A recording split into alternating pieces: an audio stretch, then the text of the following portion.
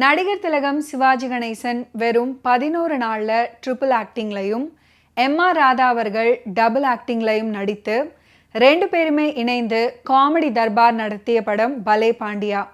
Black and white சினிமாக்களில் வெளிவந்த முழு நீள காமெடி படங்களில் ரசிகர்களை பெரிதும் கவர்ந்து வசூல் ரீதியாகவும் பட்டையை கிளப்பிய படம் பலே பாண்டியா. 1962ஆம் ஆண்டு மே மாதம் பூஜையிடப்பட்டு படம் தொடங்கி 15 தினங்களுக்குள் மொத்த படப்பிடிப்பும் முடிவுற்று அதே மாதம் 26ஆம் தேதி இந்த படம் வெளியாகி பெருவெற்றி பெற்றது. சிவாஜி அவர்கள் எம்.ஆர். ராதா அப்படின்ற மாய கலைஞர்களின் அடங்கா வேடப்பசி இதனை சாத்தியப்படுத்திற்று.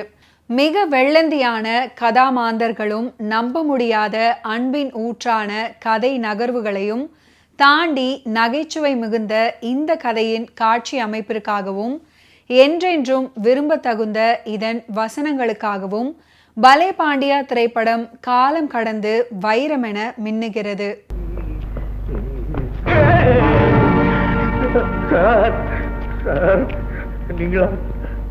பாண்டியா இன்னைக்கு என்கிட்ட இருந்து தப்பிச்சு போக முடியாது சார்.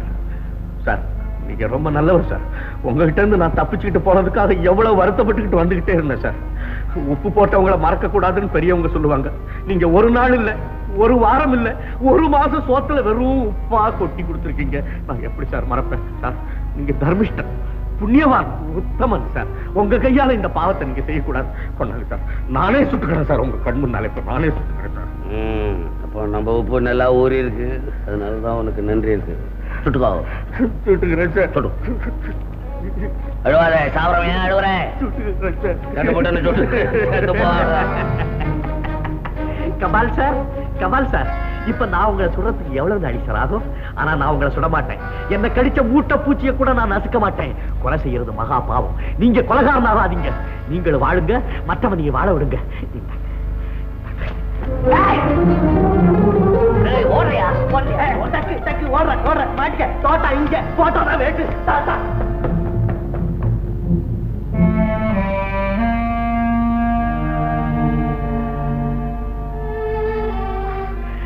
பஸ் நீ கோட்டை விட்டுட்டு நின்னுகிற பையனை தள்ளின்னு வரவா? வேணாம், அவனை சுழுவா பிடிச்சிடலாம். எப்படி? அவன் மாதிரி நீ ட்ரெஸ் பண்ணிக்கோ. போலீஸ் ஸ்டேஷன் எதிர்க்கா அவங்க கண்ணில் விழுறபடியா ஏதோ திருட்டோ கொலையோ பண்ணிடு, நான் பாத்துக்கிறேன்.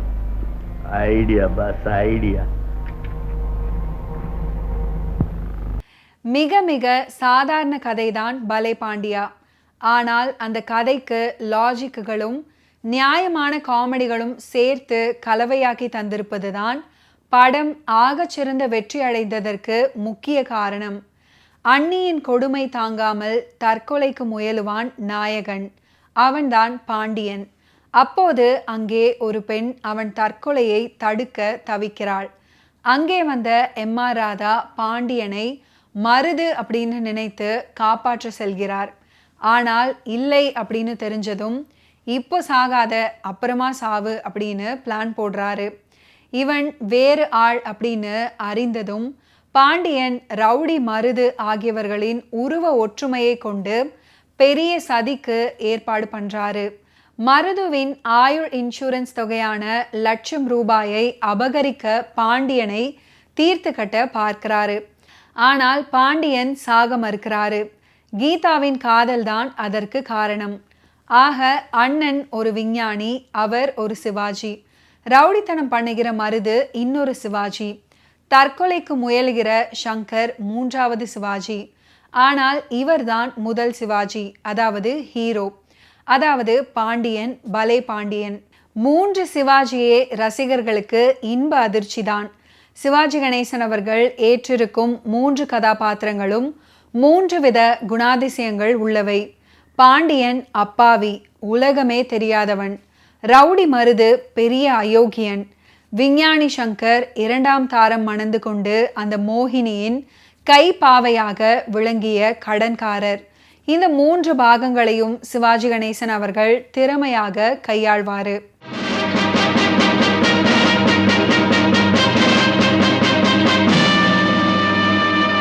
போலீஸ்கார வீட்டிலே திருடனா? யாரா நீ?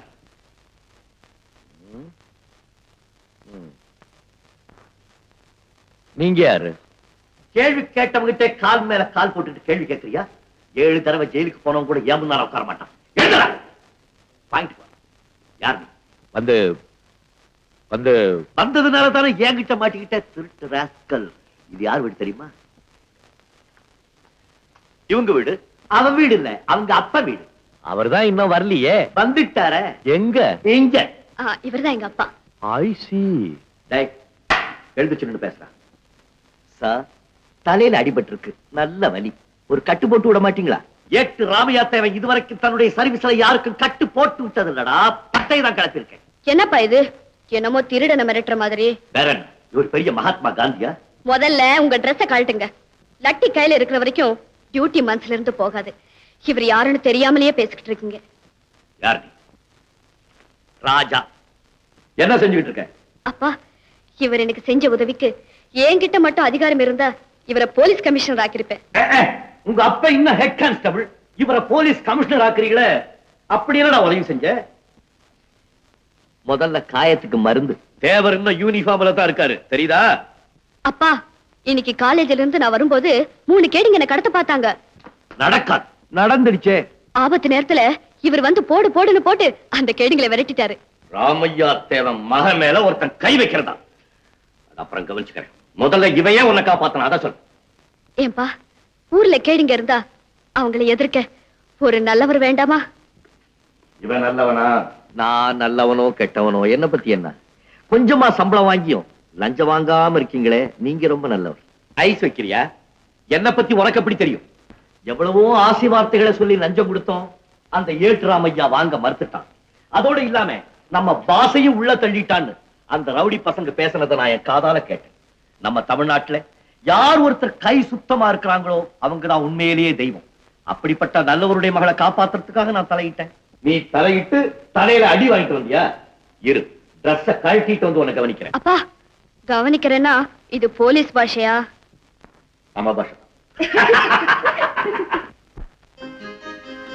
நான் வரட்டுங்களா? எங்க போற? உட்கார். ஊரும் புதுசு, உறவுக்காரங்களும் இல்ல, நீ எங்க போவ? எனக்குன்னு ஒரு இடம் எங்க இருக்குமோ அதை தேடி போக வேண்டியது தானே. அந்த இடம் இங்க இருக்குப்பா, நீ எங்கேயும் போற. ராஜா, ஒரு பொண்ணோட மானத்தை காப்பாத்துறதுக்கு அவங்க அப்பா ரத்தம் சிந்தணும், இல்லாட்டி போனா அண்ணன் ரத்தம் சிந்தணும். கமலாவுக்கு ஒரு அண்ணன் இருந்தான், அவன் கண்ணை மூடிட்டான். அந்த குறைய போக்குறதுக்கு தான் நீ வந்திருக்கிற. ராஜா, நான் சொல்றதை கேளு. கடவுள் என்னைக்குமே தன்னுடைய கணக்குல தப்பு வைக்க மாட்டான். என் மகனை எடுத்துக்கிட்டான், அதுக்கு பதிலா ஒன்ன என்கிட்ட அனுப்பிச்சிருக்கான். இப்ப நீ எனக்கு மகன், நான் உனக்கு அப்பேன். எங்க கைய கொடு.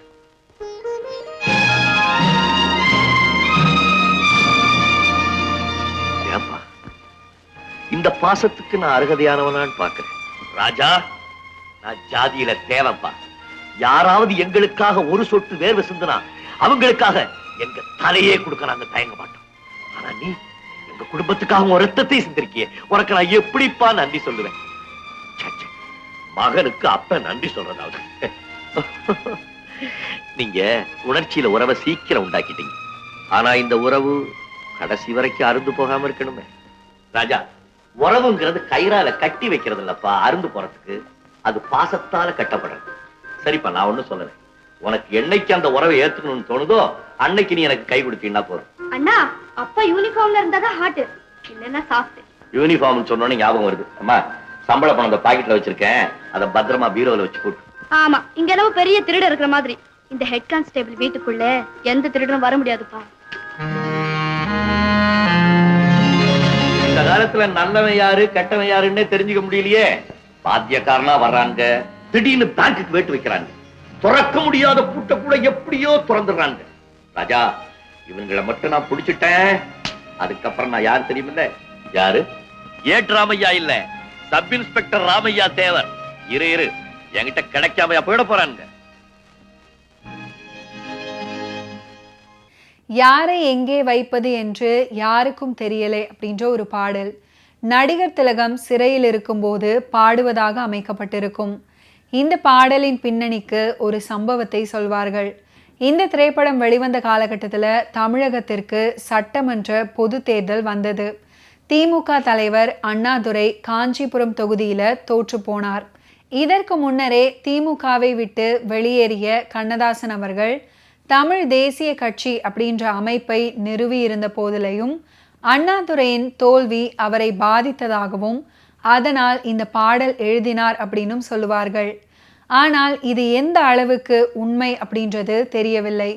இதே போலவே தெய்வமகன் படத்தில் வரும் தெய்வமே பாடலின் போது முத்து போல என் தம்பி வந்தவுடன் முத்தம் சிந்த ஓடினேன், அட என் ராசா என் தம்பி வாடா அப்படின்னு டிஎம்எஸ் குரல்ல பாடிவிட்டு திடீரென்று நடிகர் திலகம் தன் குரல்ல அண்ணா அண்ணா அப்படின்னு 3 தடவை சொல்வார்.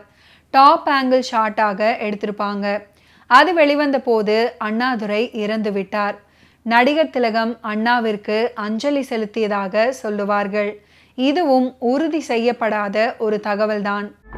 தம்பி ஒருவன் வெளியில் நின்று காசை எண்ணுகிறான், நம்பி ஒருவன் சிறையில் வந்து கம்பி எண்ணுகிறான். உண்மை இன்று கூட்டுக்குள்ளே கலங்கி நிற்குதடா, அட உருட்டும் பெரட்டும் சுருட்டி கொண்டு வெளியில் நிற்குதடா. அட என்னத்த சொல் வேண்டா தம்பி, என்னத்த சொல் வேண்டா.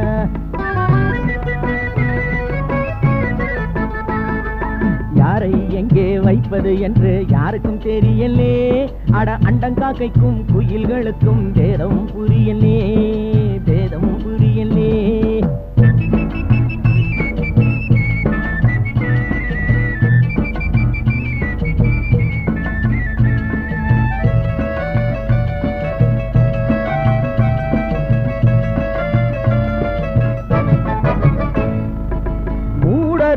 மனிதர் போல முகம் இருக்குதடா, மோசாசம் வேஷம் எல்லாம் நிறைந்திருக்குதடா. காலம் மாறும் வேஷம் கலையும் உண்மை வெல்லுமடா, கதவு திறந்து பறவை பறந்து பாடி செல்லுமடா. அட என்னத்தை சொல் வேண்டா தம்பியோ, என்னத்தை சொல் வேண்டா.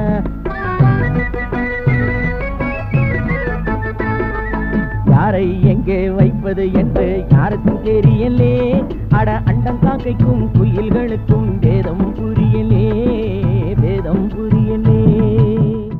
சாவதற்கு முனைந்த சிவாஜி அவர்கள் தேவிகாவின் அன்பாலும் காதலாலும் வாழ்றதுக்கு ஆசைப்படுறாரு. ஆனால் அவரை கொல்ல எம்ஆர் ராதா திட்டம் போடுறாரு.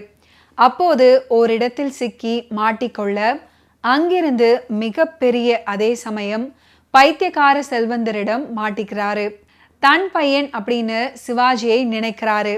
எதிர்பாராத விதமாக கைலாசமலை எஸ்டேட் உரிமையாளரின் ஸ்வீகார புத்திரனாக பாண்டியன் ஏற்றுக்கொள்ளப்படுறாரு. சொத்தையெல்லாம் எழுதியும் வைக்கிறாரு. அங்கே ஒரு தங்கை கிடைக்கிறாங்க. என்ன ராஜா, உன் தூக்கத்தை கெடுத்துட்டேன். எனக்கு அவ்வளவு சீக்கிரம் தூக்கம் வராது. ரொம்ப நல்லா வாசிக்கிறீங்களே, யார்கிட்ட கத்துக்கிட்டீங்க? எங்க ஐயாவும் என்ன மாதிரியே போலீஸ்காரனா இருந்தாரு. இந்த வாத்தியம் அவர் நல்லா வாசிப்பார், அவர்கிட்ட இருந்து கத்துக்கிட்டேன். அப்படியா? வாழ்க்கையில தான் ஒரு பெரிய போலீஸ் ஆபீசர் ஆகணும்னு நினைச்சார். அது நிறைவேறல. சாகும்போது எங்க ஐயா என்ன கூப்பிட்டு, ராமையா, நான் ஒரு ஆபீசர் ஆயிருந்தேன்னா செத்ததுக்கு அப்புறம் எனக்கு போலீஸ் மரியாதை எல்லாம் கிடைச்சிருக்கும். அது நிறைவேறாமலேயே சாக போறேன். நீயாவது நான் செத்ததுக்கு அப்புறம் பியூகிள் வாசிச்சு என்ன பெரிய ஆபீசர் ஆக்கிடுறான்னு சொன்னார். நான் அது மாதிரியே செஞ்சேன். அவர் ஞாபகம் வரும்போதெல்லாம் இதை எடுத்து வாசிப்பேன். அப்புறம் எங்க அப்பா எப்படி ஆசைப்பட்டாரோ அதே மாதிரி நானும் பெரிய ஆபீசர் ஆகணும்னு ஆசைப்பட்டேன். ஆனா இத்தனை வருஷமா ஏட்டாவே காலத்தை ஓட்டிட்டேன். இனிமே அது எனக்கு பெரிய உத்தியோகம். ஆனா ஒண்ணு, எங்க அப்பாவோட ஆசையை நிறைவேற்றுறதுக்கு நான் இருந்தேன். என் ஆசையை நிறைவேற்றுறதுக்கு எனக்கு ஒரு ஆம்பளை பிள்ளை இல்லையா. ஏதோ நீ பிள்ளையாட்டம் வந்திருக்கிறியே, நாளைக்கே உன்னை ஸ்வீகாரம் எடுத்துக்கலான்னு நினைச்சேன். நீ தான் ஒண்ணுமே சொல்ல மாட்டேங்கிற. எனக்குன்னு சொல்லிக்க யாருப்பா இருக்கா? ஏதோ ஒரு பொண்ணு இருக்கா. என்னதான் இருந்தாலும் அவன் அடுத்த வீட்டு சொத்து தானே. வருஷத்துக்கு ஒரு நாளாவது வாழ்ந்தானே எங்க அப்பேன்னு நினைக்கிறதுக்கு எனக்கு ஒரு மகன் இல்லையே. கடைசியில இந்த ஏட்டு ராமையா தேவை கொல்லி வச்ச மகன் இல்லாம அனாதையா சாக போறான். அப்பா,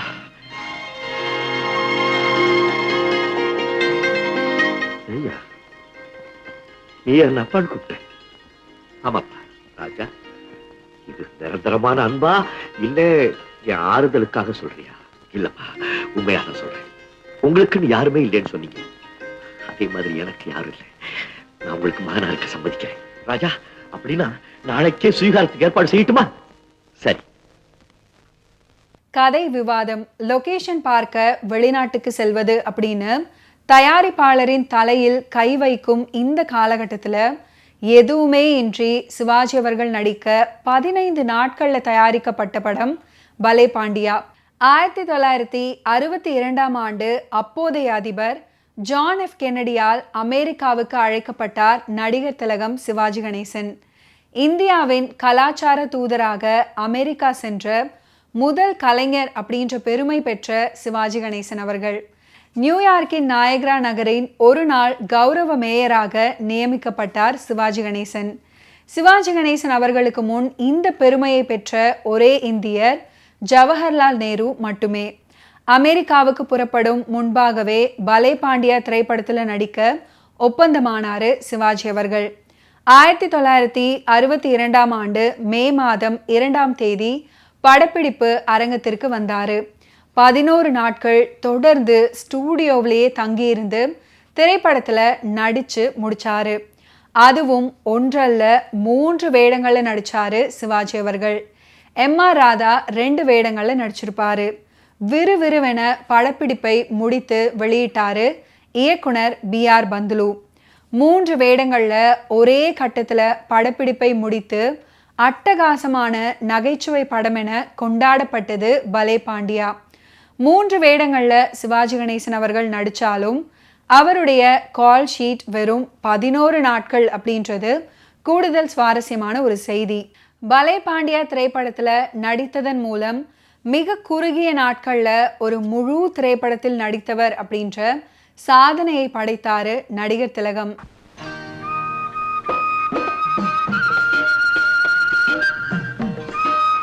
இந்த தாலாட்டு வயசு பெண்களுக்கு பொருந்துமோ என்னமோ, ஆனா கிழவிகளுக்கு பொருந்தும். கேட்டுக்கிட்டே தூங்கு. முகிலோ முடியானது, நிலவோ முகமானது, பழமோ இதழானது, மலர்கொடி இடையானது, கதலித்தண்டு காலானது. ஆமா, புத்தகம் படிச்சன உனக்கு தூக்கம் இல்ல? புத்தகமா படிச்சீங்க, வித்தகம் எல்லாம் படிச்சீங்க, எப்படி தூக்கம் வரும்? வள்ளி வள்ளி முத்துன்னு உலகம் என்னைக்கு நம்மளை வாழ்த்துமா? நிச்சயம் வாழ்த்தும், நாமும் வாழ்வோம். இறந்த பின்னும் இரவாதிருப்போம். வள்ளி, காள மாட்டுக்கு இன்னும் வேலை படியில, அதுக்குள்ளார இழுத்துக்கிட்டு சுத்த ஆரம்பிச்சிட்டியா? மாமா, அசிங்கமா பேசாத, கொஞ்சம் அறிவோட பேசு. பைத்தியம், அதான் அவனுக்கு இல்லையே. முத்து, உனக்கும் எனக்கும் பேச்சு கிடையாது. என் சொந்த அக்கா மகனுடைய மானத்தை காப்பாற்ற வேண்டிய கடமை எனக்கு இருக்கு. பொன்னா, மானத்துக்கு உனக்கு என்ன சம்பந்தம்? முத்துக்கு வள்ளி, வள்ளிக்கு முத்துன்னு படைச்சவனே எழுதி வச்சுட்டான். ஓஹோ, படைச்சவன் சிவன் எழுதிட்டானா? ஆனா நான் எமன், நினைச்சா ஒரு நொடியில் அழிச்சிடுவேன். அட சிரிப்பா, மாமா தாளத்துக்கு ஆட்டக்காரமா ஆடுறாங்களா? அதெல்லாம் எங்க கிட்ட வேண்டாம். வள்ளி, நான் ஆட்டக்காரிதான். என்கிட்ட யாராவது வாலாட்டினா அவங்களையே ஆட்டி வச்சிருவேன். அப்படியா? அதுக்கு முன்ன உன்னை இந்த ஊரை விட்டு ஓட வச்சிருவேன். ஓஹோ, ஊருக்கே ராஜா ராணியா? ஆமா, அதுக்கு என்ன சந்தேகம்? உனக்கு தலகால் தெரியல, இருக்கட்டும், உன்னை பாத்துக்கிறேன். என்னம்மா பார்க்க போற? முத்து, பொம்பளையும் பேசிக்கிறாங்க, அதுல நீ தலையிடாத. எலாய், என்ன கோழி சண்டை விட்டு பாக்குறியா? மரியாதையை வீட்டுக்கு போட. முத்து, போட்டான். சுந்தரி, வா போகலாம். ஓர கட்டேப்பா போட்டா. சரி, இப்ப நான் போட போற திட்டத்தோட அந்த முத்து பாய கொட்டமை அடங்கும். வா. ஓகே வியூவர்ஸ், இன்னைக்கு நிகழ்ச்சியில் நடிகர் திலகம் சிவாஜி கணேசன் அவர்களுடைய ஃபிலிம் கெரியரில் நடந்த பல இன்ட்ரெஸ்டிங்கான விஷயங்களை நீங்கள் பார்த்து தெரிஞ்சிருப்பீங்க. மீண்டும் அடுத்தடுத்த எபிசோட்ஸில் சந்திப்போம். நன்றி, வணக்கம்.